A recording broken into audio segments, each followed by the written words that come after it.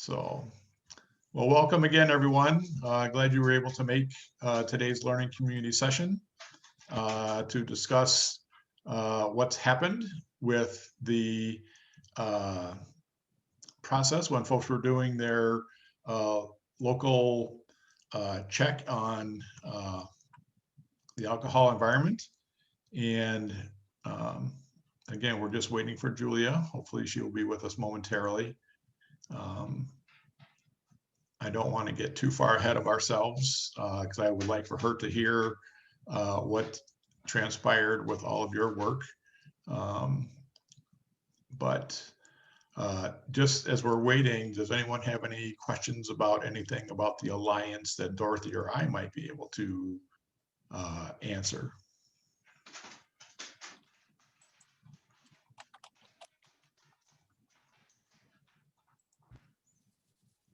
Anybody going to CADCA forum next week? Betsy is. Jody, you are? Jody, what academy did you end up signing up for? I just messaged you. I got Key West. Yeah. I should have worn my Hi. hat, but it didn't match the shirt. So yeah. Oh, that's awesome. Yay. And you know, I'm going to go to Key West for one of the weeks of the academy and do it really on site instead of just virtual. I was going to say, I would be much more excited about Key West if it wasn't a virtual ultra. I know they got us. I'm sorry, it just doesn't have the same thing. Well, I was just there in Thanksgiving, so I will relish in that. I know. Well, we were just there. Stephanie and I picked it. We're like Key West. Yeah. So we're determined to go on site at 1 week. So is that just teasing people that they got Key West? It's just a name? They just told us that we could pick our location. So Dylan and I are doing an academy, Betsy, and he picked Santa Fe, New Mexico. Okay. Stephanie picked Key West. And then one of the other trainers, Christina, who's like my sister, we picked Paris because we thought it would be a great theme. And we also want to go to Paris again. And they were like, Dorothy, is Paris, Texas. Like a CAD was like, it has to be somewhere in the continental US. I'm like, no, it doesn't. So, but yeah. So it's all virtual, so it doesn't really matter. Continental US, so no Hawaii. But yeah, you know, they're still thinking that mid-year might still be virtual as well, which is crazy that we're thinking. No Chicago. Well, they haven't made a decision yet, Betsy. So yeah. I'm hoping, but Jared said, hey, we signed up for this grant because I would get to travel. And so he's like. And then the pandemic happened. I know. So he wants to go to Chicago. Yeah, I want to go to Chicago too. Okay, that's going to make mine go, just so you know, there. Yeah, mine just did as well. That's why I did. Sorry, that was mine. I'm going to have to stay muted. He's Oh, no, it's all right. We are lots and lots of dogs on this call right now. So I've got 4 that I'm just waiting to erupt when the mailman goes by or something. So. Or God forbid if my wife comes home during this, because then they go totally ballistic, and I'll definitely have to be muted regardless of what's going on. Something did come to my mind about Alliance for Wisconsin Youth. As long as Dorothy isn't here, may I share? Yeah. Okay, so yesterday I was on a phone call with a meet and greet with Brenton Guy from the CDC. He's our project officer. And he is taking care of all of the Wisconsin coalitions. You probably met him, Jody. Really? Did you guys meet him? So he wants to know why Wisconsin is doing so well, and he wants to come to an Alliance for Wisconsin Youth meeting. He's doing so well because these people are awesome. Right. Well, he said it's obvious there's something going on there. And I said, well, the Alliance for Wisconsin Youth, he said, can I come to a regional meeting? So I'm just passing that along. Yeah. So who is this? Who is this? And you know, he's our project officer. So they haven't gone through an academy, and we had a trainer call, and why am I so dark? So Christina and I, did you guys met Christina, Betsy? You need to meet Christina. She's like, at CADCA, they call us sisters. Like, we just do everything together. She's freaking amazing. Is she the social media woman? The woman? Yes. Okay, Yes. she was yeah, She's an presented. amazing trainer. She's just like one of my favorite people. She's just awesome. I need to figure out projects for her to come do. She taught 2 SAPs with me this year in Wisconsin. She's just, I love her. I love her, love her, love her. Anyway, we offered to have all the project officers in our training because it's a lot more work to have project officers and we're not getting paid anything extra, but we were like, but they need to know the academy. Like, I don't care if it's extra work. So we may have him in our academy. He's great. I really like him.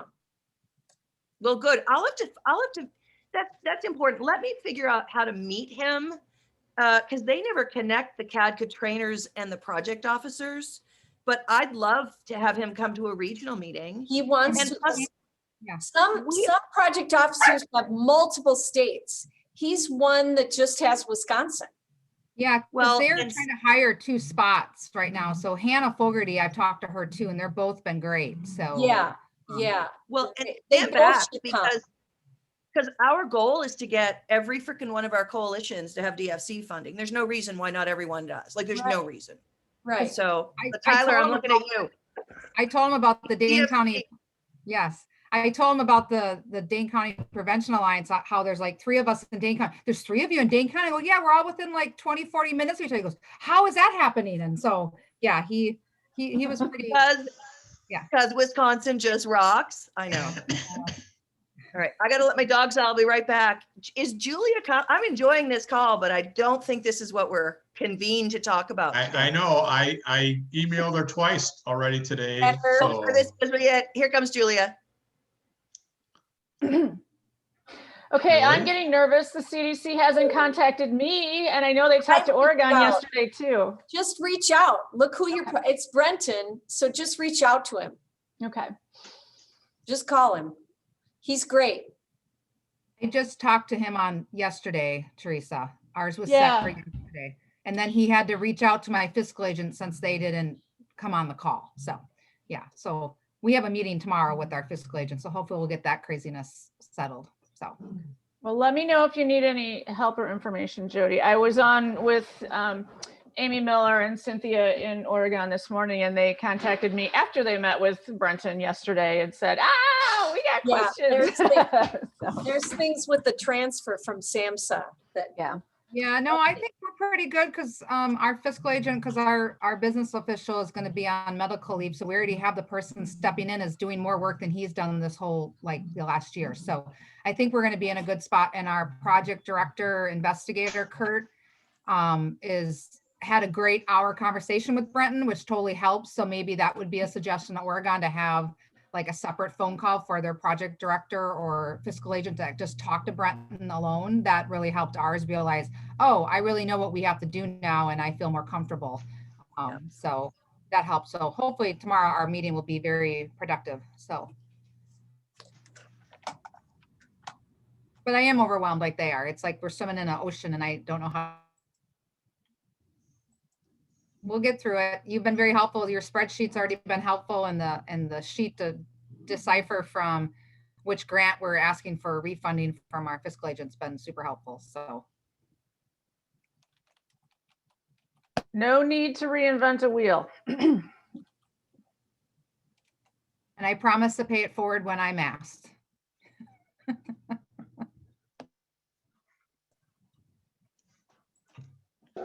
I'm just trying to think who's on deck this year. Sauk is going to be writing this year. Milton and Clinton are both, I don't know if they're ready. Hey, Shirley, how you doing? And I don't know who else is ready to write. Is there anyone ready to write in the Northeast, Phil? No one has really talked much about it. Who don't have it yet. We're looking now at Lafayette is getting ready. I had a meeting with the Director of Health and Human Services. They're just infants though, so maybe next year. Crawford might start a new coalition and rewrite. Vernon, I think, will look at writing. So I think within the next 2 years, we'll probably have another 10 DFCs if they.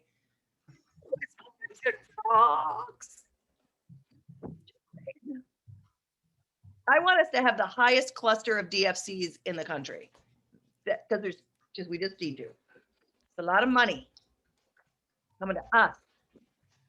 Well, and it's not like Wisconsin doesn't need it. I know. I mean, Exactly. And Jane, was anyone on the call? We did a touch base yesterday with our boot camp 2.0, which was just coalitions that went through the boot camp for the first time last year. Most of those folks are in Rock County, and a lot of those DFCs are timing out. So I was telling them that they should regroup and start new coalitions and look at population specific coalitions, like coalition for the LGBTQ plus population or the Latinx community. Because a lot of DFCs I'm seeing that come through nationally now are not necessarily geography focused, but specific population focused. So I think we should also add that layer on to DFCs as well. Because it's money and we should get it because we need it, Phil Duquette. no argument. I All did right. email Julia again and I don't see a response. I think I might try to give her a quick call. So I'm going to mute myself. I'm going to, if it's okay with you guys, I'm going to just mute myself too and check emails while we're waiting. Multitasking.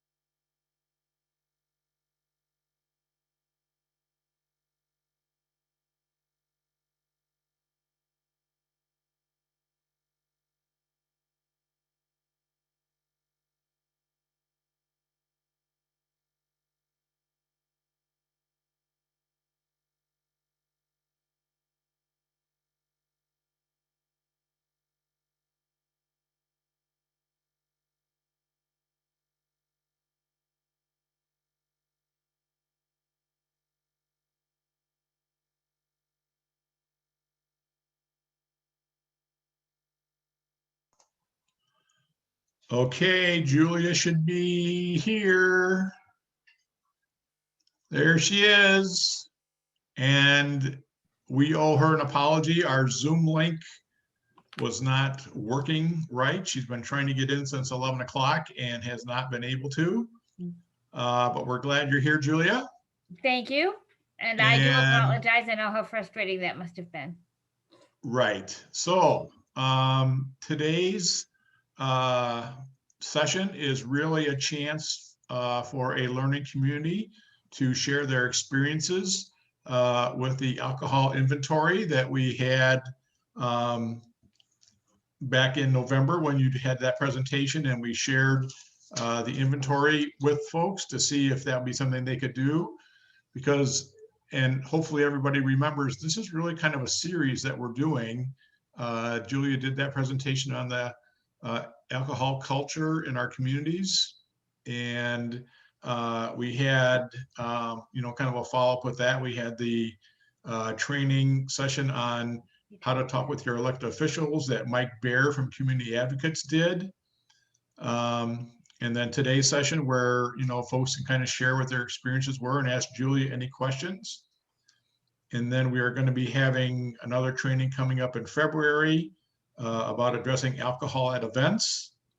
And then kind of the big clincher is March 5th, where we're going to have, as part of our regional meeting, an opportunity for elected officials to hear Julia discuss about the impact that in terms of local control for alcohol and what they can be doing, followed by an opportunity for you to go into a chat room into your own group to maybe have some discussions with them about what they had heard. So, this is kind of a process that we're looking at doing, trying to make sure that, we're maximizing your capacity building in terms of addressing alcohol. So I've talked a lot already this morning. I'm going to open up to Julia and to the rest of you to be able to kind of share what your experiences were. So take it away. I know that Teresa and Betsy were, yes, Betsy's nodding, we're working on this. So I'm wondering, why don't you guys say where you've gone, because I know that you've made progress on this. So which one of you would like to talk about your progress? You should start with what you've learned, where you are, and then the progress you've made. Well, I'll start because I actually haven't had that much progress until an act of God happened last night. So, so we, most of you have heard my sufferings about alcohol policy in Stoughton. And we've had the horrible, advantageous situation of a shooting at one of our most outstanding establishments in October. And so everyone has been very consumed with all that has gone on in the past that led up to this, including multiple violations and a drug bust a year ago. And anyway, so our city actually hired an attorney to go through the first ever revocation process in Stoughton. And this has resulted many hearings, lots of things happening. I have on the sidebar talked about this project with the inventory and how we can really look at what we have in place that's strong, and where are some gaps that we could use this tool to help us identify. And then in the meantime, we had another abysmal compliance check where almost 50% failed, which also kind of reinforced a lot of this at the same time. I have been trying to get on the agenda for the Public Safety Committee to talk about this for 3 months, and the issues going on with this other establishment have been a little bit of a barrier, but have really led to some big advantages for us right now. So last night I was on the agenda to talk about our compliance checks and how we might strengthen that, and to really build into this goes back to our licensing process and what we put in place originally. And it was beautifully reinforced. I'm sorry, my dog is barking. By the lawyer that represented the city in this actual suit to revoke the license, because he outlined 5 major issues in our alcohol policy that he's recommending get changed, starting with our licensing process. And so it was just beautiful to have his document next to my email with outlining some of these issues and the opportunities that we have. And again, I highlighted that the coalition is in this process, and it would be a great opportunity to use this tool to really do a deep dive. And our public safety committee voted to set up a subcommittee and do a deep dive and start with actually changing an ordinance in our licensing practices to start with. So I am waiting for dates and times. And may I ask, who's the attorney representing the licensee? they didn't have one. Okay, so you were talking, when you said the attorney outlined the 5, you're talking about Matt Dregney? Nope, the city hired a separate attorney to deal with this. And one of his key points was you didn't really need to pay me to do this, because if you had your policies set up, the establishment would be paying all your legal fees. Yep. And that was a jaw dropper for most of the people. I bet it was. And who was that attorney representing the city? His name is Redney. No, not what is he? You can just send it to me. I didn't mean to put you on the spot. Attorney Rueter. It's Rueter. Okay. And the city actually put a $20,000 retainer for that. Yeah. So These things can get expensive, but it looks like he's steering you in the right direction. Okay. Yes.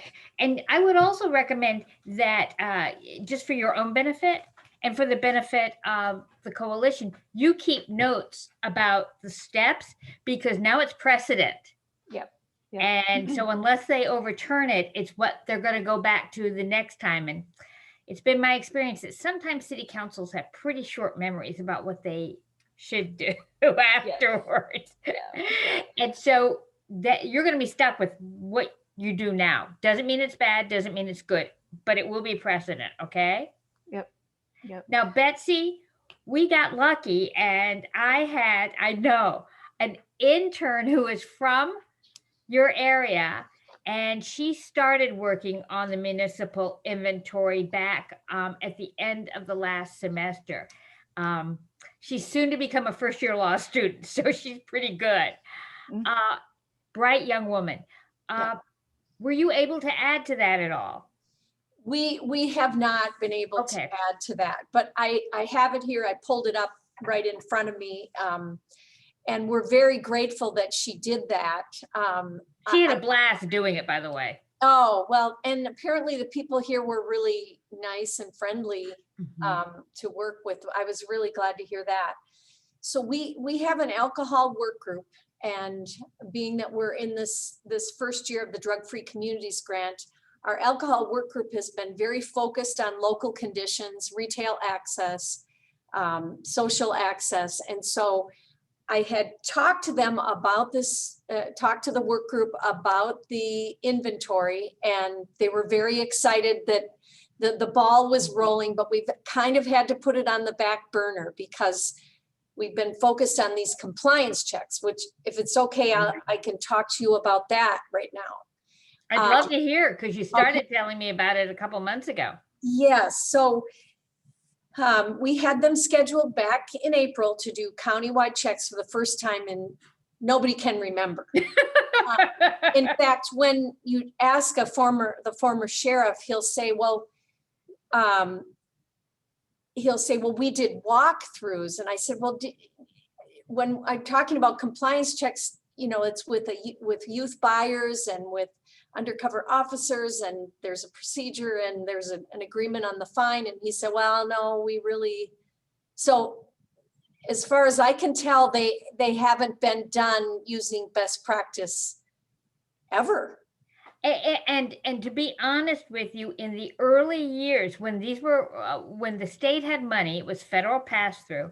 It came from the enforcing underage drinking laws. And I know from looking at all of you on the screen, I could see a couple other communities that got those funds represented here.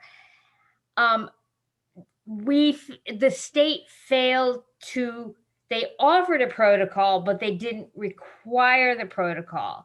Yeah. And they didn't have performance standards. And we had all sorts of issues like that. So you're not alone on that. Yeah. But it turned out that when the federal money went away, so did the program, because the state never developed the commitment to the program that other states had. Some places they just switched it right over. So you're not that far off the norm, sadly. Yeah. We had one community that was funded for 100% failure rate for several years in a row. Wow.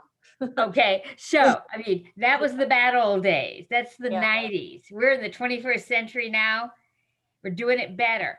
So good. So Yeah. has there been any pushback on the protocol? So we, like I said, had them scheduled for April countywide, and the sheriff didn't want to move ahead, or that nobody wanted to move ahead in Yeah, April. but- So we postponed to November. Right. And when it got closer to the date, the sheriff opted out, but the city went ahead. And over half of them failed. As you may know, I told you about that. But the pushback was recognized as, wow, wow, they're pushing back. And so the community is like, wow, finally we did these. The greater community is supportive. But the police chief did have to respond to a couple of locations of complaints, but the city council stood by them, stood by the coalition, stood by the police chief, and we're ready for round 2 with the entire county. And the sheriff signed the warning letter yesterday for the checks. So we've got some momentum here, and people saying in the community it's about time, because it's been such a norm that, yes, the kids can get alcohol at the bowling alley, and, at certain locations, people know, and it shouldn't be known. 50% failure is pretty much the norm in Wisconsin if you haven't done them for a while. And I would argue, as you have, you never did them. But you should see significant improvement. And Right. hopefully in this second round, the sheriff and others will stop sending warning letters and start handing out tickets. And Right. and also Right. make sure they put the letter in the licensee file, because now that the licensee can't be cited, they don't have as much incentive as they did before to clean up their act. So Yeah. it's important for them to at least know a record is being kept of how many people at their establishment fail. You're not going to revoke on that. Right. But just putting the letter in the file says, hey, we're watching. And that is liable to improve. Yeah. Yeah, it is. It will improve. The sheriff didn't want to go ahead and do them without another warning letter, and everybody scoffed, but we're going to do what the sheriff wants. If we can do them, that's the least. I mean, he didn't want to do them in the first place. Yeah. So And there's always resistance. Yeah. But if you can get to that third check, you're home. Yeah. Because after that, it's just the way we do things here, and you won't get that pushback. Yeah. And we're doing an coalition event assessment as well, because we do have data indicating that kids are drinking at community events. We're also doing a photo voice project with the youth to have them share their observations of what they see when they move around the community. So lots of things going on. It's Yeah. important to keep the policy in there. The other things can help move the policy forward. Yeah. But it's important because it comes down to the difference between activity and action. Right. And I know how those youth-focused activities just really eat up time. Oh, I know it. I know it. It's just like kids. They eat up your time. Right. Has anybody else worked on their municipal inventory yet?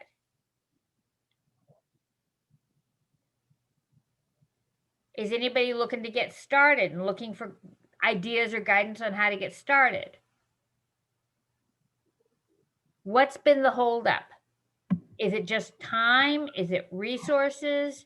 Is it pushback from the community? Tyler's nodding for all three, so that's not promising. My name is Megan and I'm with Better Broadhead.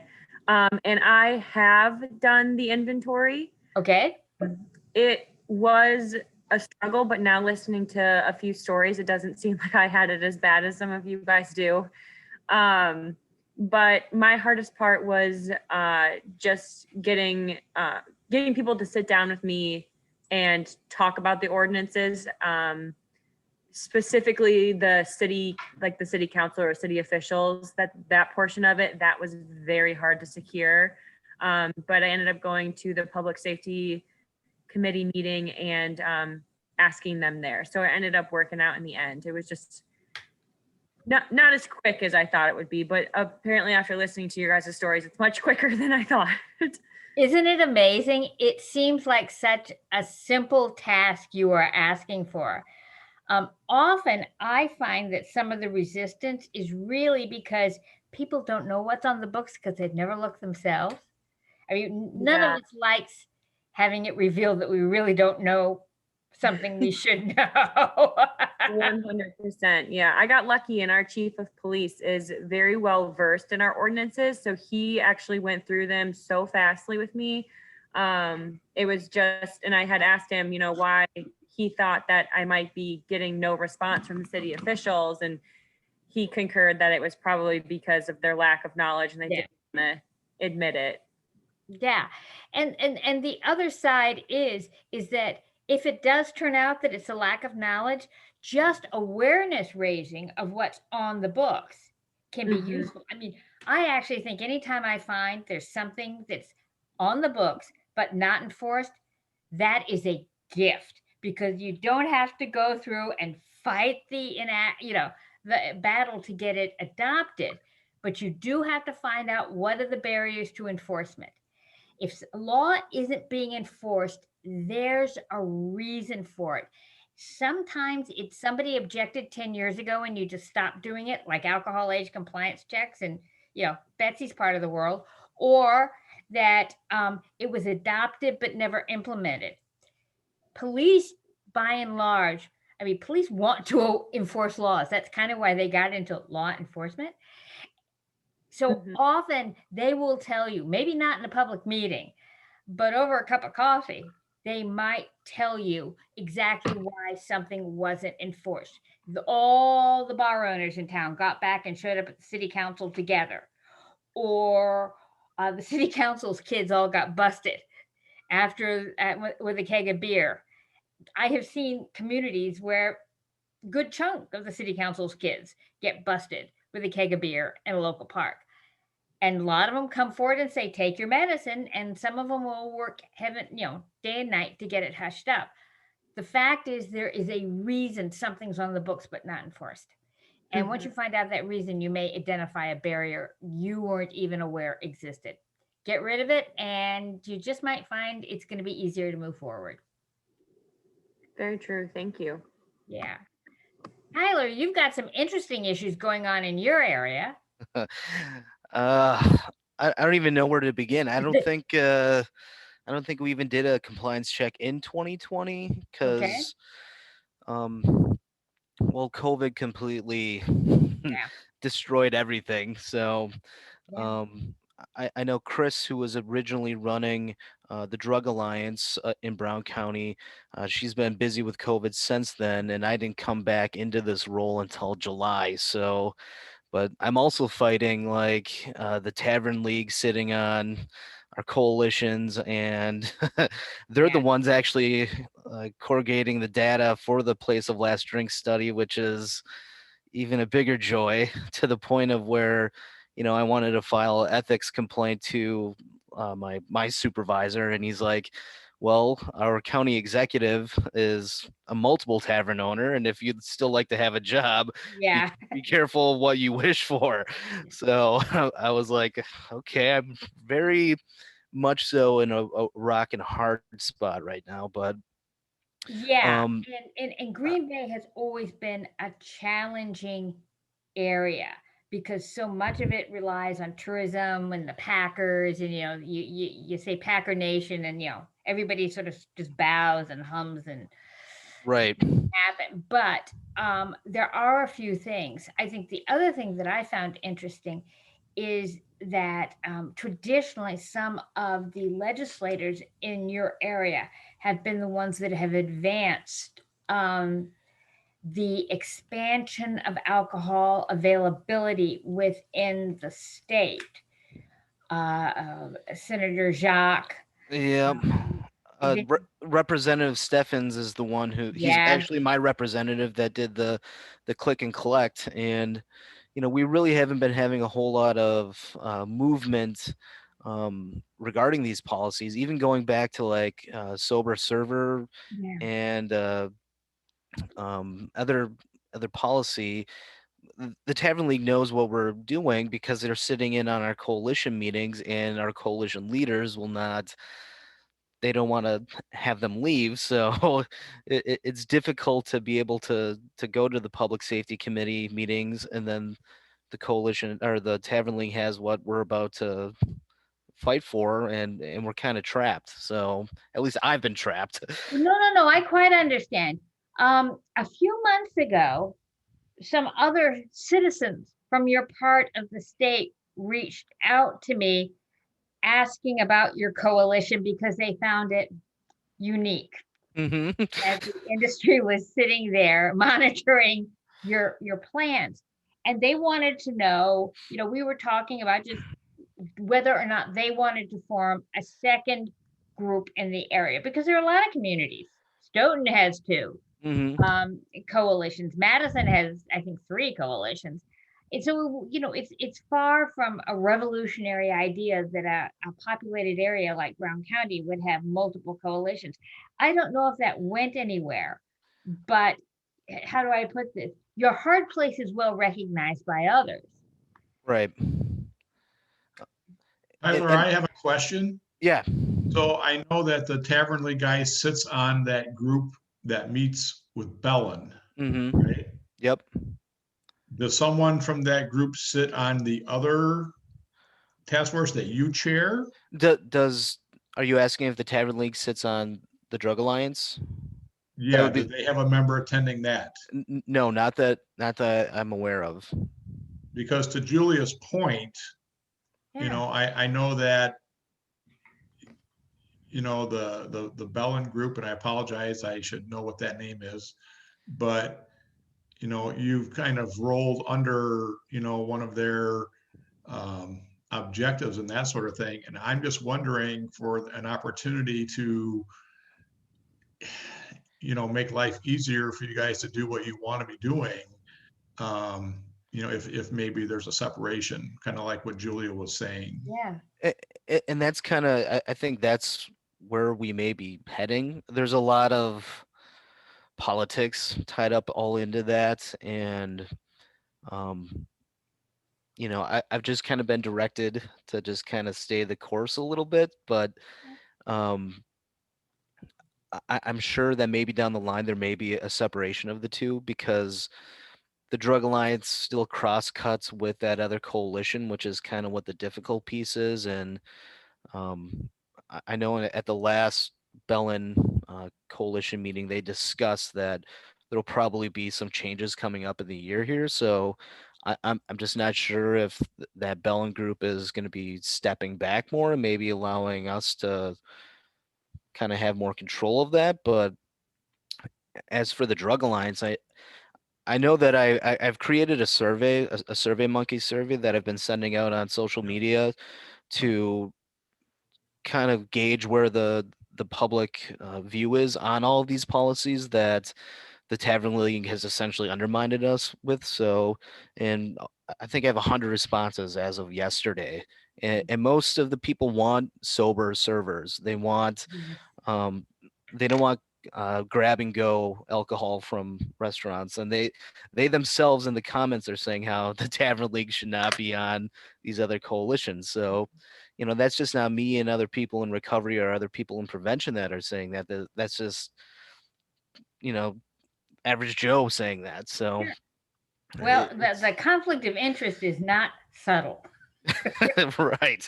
And you want, there are actually studies on that because Robert Wood Johnson, in their Reducing Underage Drinking Through Coalition Studies, I think the reports on their website, it was released like 2005 or so, maybe not quite that late. They had numerous coalitions, and they let these state coalitions include the industry if they wanted to. Mm-hmm. And then at the end of the project, they debriefed all the directors who'd been funded by Robert Wood Johnson, and everybody that had decided the best thing was to embrace the industry and be their best buddy ever, because then we'd all get along. Every single one of them said it was a bad idea. Right. And so, I mean, those people had nothing to gain by answering that survey one way or another. It was their choice to how they ran their coalition. And yet at the end of it, looking back, they all realized that the coalition had held back the industry had held back their project, limited them to only the most minimal and generally ineffective interventions, and blah, blah. You can imagine where the list goes. Yep. So there is research on this. Okay. So I'm essentially on the road less traveled right now, but we're still going to be forging ahead though. So I think one of the things you might want to look at, and I'm not recommending this, but a lot of the bills, not only the click and collect bill, but the alcohol delivery and the drinks to go bill, all have authors from your area. You hit the trifecta. I know. That's the story of my life. Yeah. So working within the limitations of education, it would certainly be God's work to make sure people are well aware of what those bills do. Right. And that's kind of what we've been working on. I think we've been slowly trying to develop a public service outreach on how we can best, with what you've provided us, Julia. So thank you for that info that we'll be sending out to our community here. Well, don't hesitate. If questions come up or you need more on any one or the other, don't hesitate to let me know. Because remember, at any point, once it's introduced, we could see amendments come in, or we could see a substitute draft that basically changes the whole bill. Right. So all we can talk about now is what's out there in the public eye. That is likely to change before this whole sad story is over. Right. Well, thank you for your support. You're in a tough place in the world, and I appreciate your ability to hang in there. A lot of folks would have folded their tent and gone to another county. Well, I told my supervisor that I'm all in now, so let's do this. So good attitude. Mm-hmm. I am wondering what Rose is working on. Well, actually, Julie, I'm an outreach specialist. I cover part of Dane County, Jefferson, Dodge, and Fond du Lac. And for who? What organization? Quartz Health Insurance. Oh, okay. Yeah. And so my role is to be the foot soldier and the ears for our communities. And I sit in different coalitions. And so I'm more of an information gatherer, so that when things do come up that affect our membership, I have a better understanding as to what is going on, what's going on in the towns, and why, and how is that affecting our membership. And so right now I'm just taking down notes. That's what I'm doing. That's fair. What you might find is that often in alcohol policy, and Tyler knows this, goes long periods of time when it's boring as the devil, and then bang, there's a crisis. And alcohol, sadly, often it's a death or a tragedy, or it just might be that people are fighting over given how some land or a building is going to be used. So anytime you can find people, perhaps part of your community benefit assessment, you could look at the municipal inventory as a way of determining how ready that community is to adopting the evidence-based policies and practices that would improve the alcohol environment. Because in all three of the counties you mentioned, alcohol is a very big issue. Alcohol misuse is a very big issue. And so when those hospitals and those public health departments are preparing their community health assessments and their community health improvement plans, often a municipal inventory allows them to be specific. What do we need here? Now, sometimes an educated guess will get you there. Alcohol age compliance checks or other projects. Maybe you need just, to get alcohol out of a couple of public parks to start, but you still need to know what the community policy is in order to have it enforced. So the municipal inventory can actually help you prepare for the chas and the chips that are going to come later, and your own community benefit report. I would check with my administrator, but perhaps compiling it or getting folks in the community or dedicating your time to compiling it, that would be part of their community benefit. Because I know that there have been hospital-based coalitions in the western part of the state that have worked on this and included it in their community benefit. Nobody from the federal government seems to have come and slapped them about it. So I'm guessing it was okay. But it can be a useful tool for targeting later action, because if you know there are a group of laws on the books that simply haven't been enforced, that's what you can target: enforcement of existing law. And that gets you away from the lobbying, it gets you away from the grassroots issues, all kinds of things. You're cleared for takeoff at that point. So there is a reasonable function for this to be completed in one or more of your communities. Granted, it's tacky because we regulate alcohol at the municipal and not the county level. But still, a couple of big, I'm sure you have major entry points for your company where they have a significant number of people, and hospitals that they're affiliated with. Those would be the logical places to start.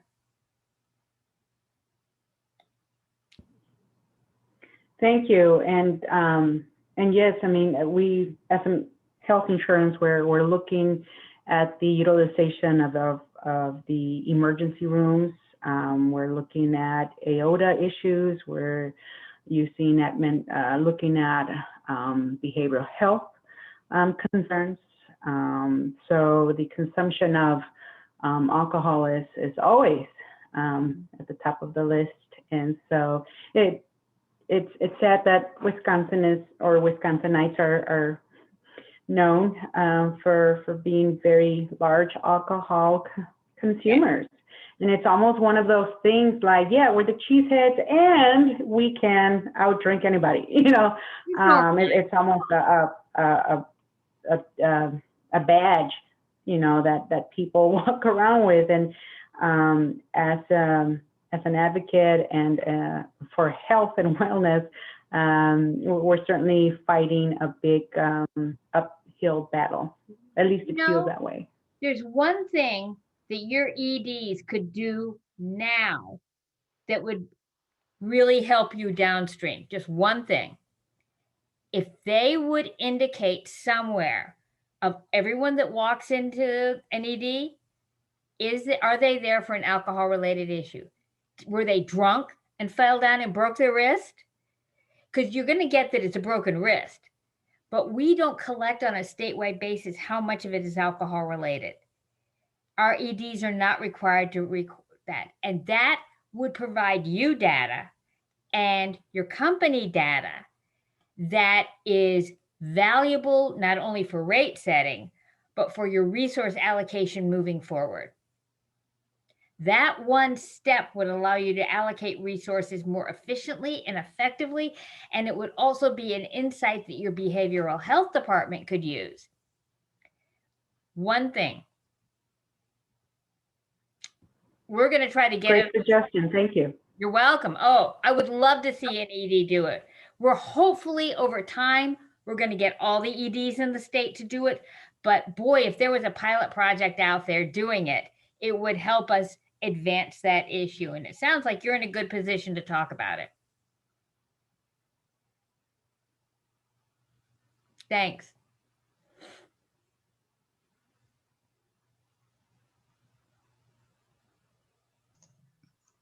I believe the phone call is Annie. Do you have anything you would like to talk about, Annie?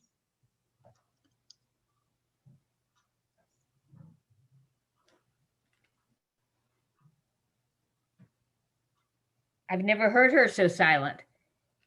Well, this is Annie Von Newport. Ah, so yeah, the other Annie, no, she would not have been that silent, no. Annie, are you still there? You're on mute, Annie.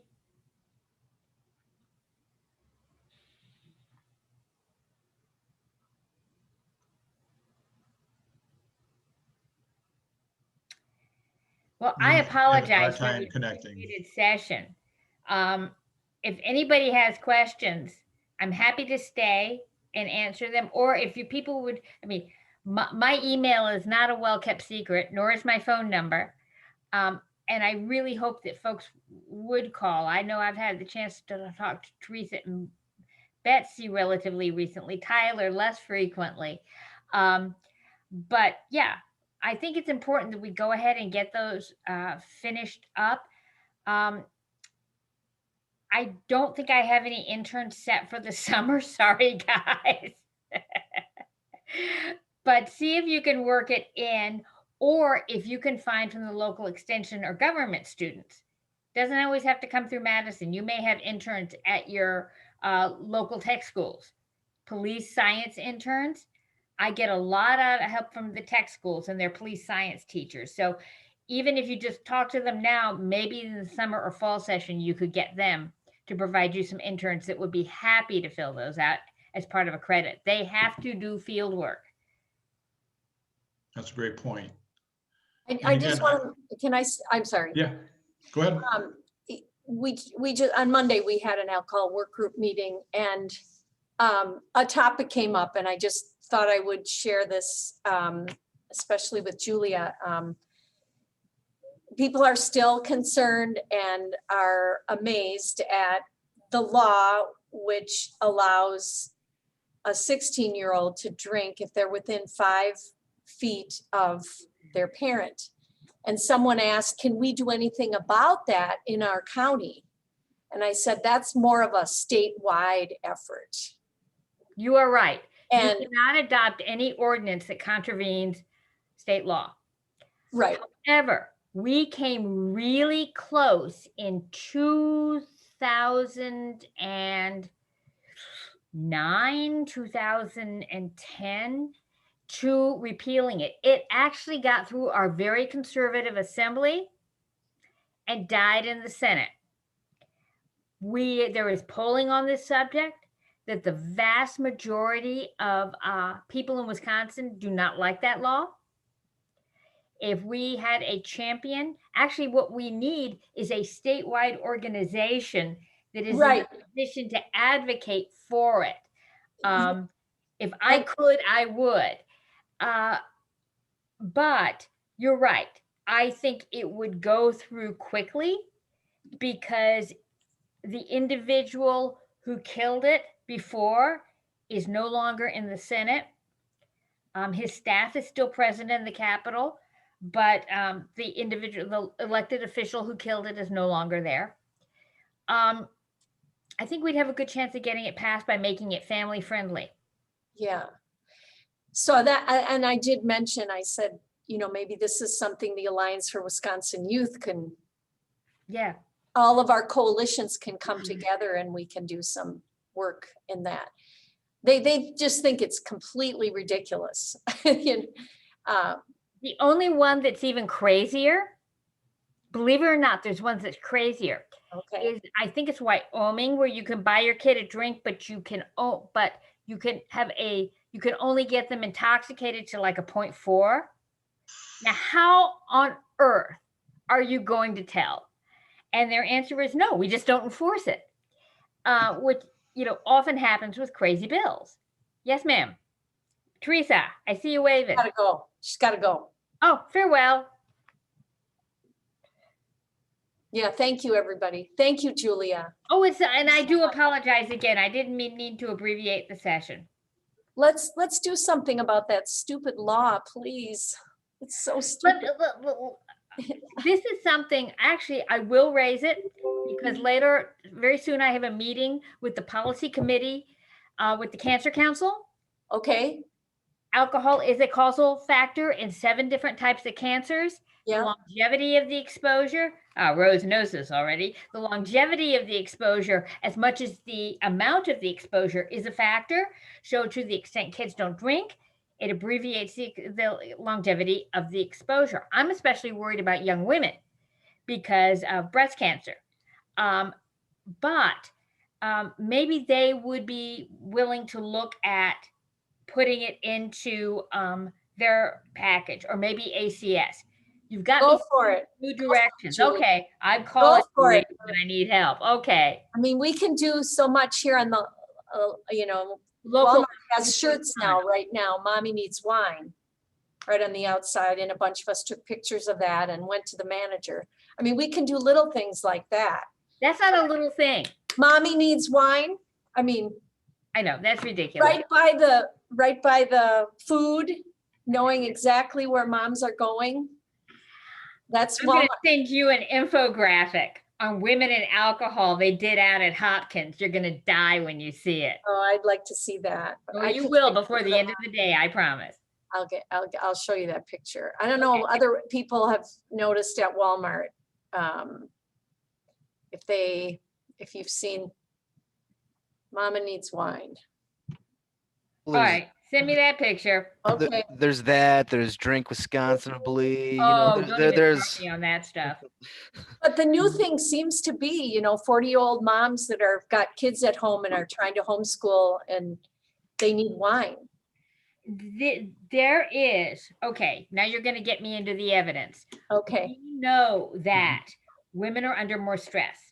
And we know that based on the research that was done after other traumatic events like Katrina and SARS and MERS, that women will begin drinking more, and that they sustain that higher level of drinking once the trauma is behind them. That's one of the things we're worried about. So yeah, you have reason to be concerned about that specifically. You should be. Yeah. And that, Chrissy Teigen, her that, do you know all about that? Holly wrote that book. I can't remember the name of the book, but Chrissy Teigen, based on that book, decided to completely give up alcohol. What's the name of that book now? Quit Like a Boss. Quit Like a Woman. That's the book. It's Holly something or other. She's got a very popular book out that was on, I can share the one that did Wash Your Face Girl or something like that. No. This is a different, this was on CBS the morning show. You gotta quit the scholarly journals now. Quit Like a Woman is the name of the book. And she read the book, and now Chrissy Teigen is saying she's going to completely give up alcohol. Okay. That helps. I'll share that with you too, Julie. Okay. But I know about this women drinking thing. They're playing into it. Yeah. The alcohol industry is totally.